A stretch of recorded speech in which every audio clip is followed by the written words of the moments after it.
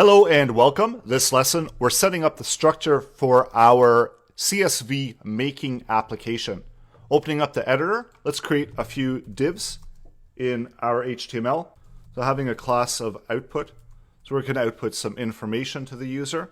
Another one is we need a button to create interaction for the user. And this one can just be download CSV. And that's it. We don't need a whole lot for this application, as there's two interactions that we need with the user.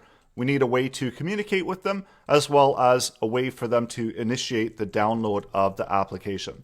So next, let's use JavaScript and setting up a connection to the elements. So this one we can give it a name of output using document query selector, selecting the element with a class of output into an object called output.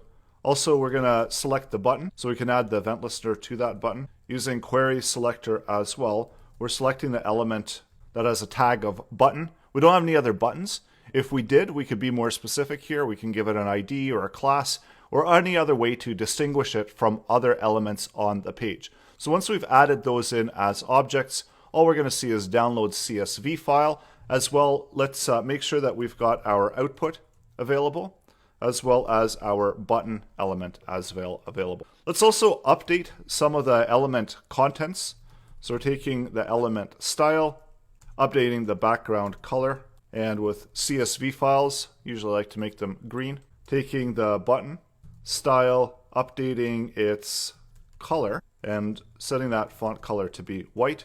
Also button style, and there's a number of different style properties, and obviously it's easier to do this within the style tags within CSS. Of course, this is a JavaScript course, so we want to keep it as JavaScripty as possible. So updating the padding and setting that to 5 pixels. So just as you would any other style properties that you're adding in CSS, you can update the style as needed. I'll make this a little bit bigger. And button style, let's do one more. So font size. And there is a difference between when you're doing it within styling as well as when you're doing in JavaScript, because of course we can't have those dashes or spaces within the property names. So that's why we need to make sure that we are being very specific with the elements and that the object names don't have any spaces or dashes. So let's refresh. Actually, this should be font size. So make a nice big button. And that's all we really need for the interaction of the application. And then the last part is let's add an event listener to the button. So adding an event listener, and the event that we're going to listen for is going to be a click. And we're invoking a function whenever the button gets. So whenever the button gets clicked, this is when the download is going to happen.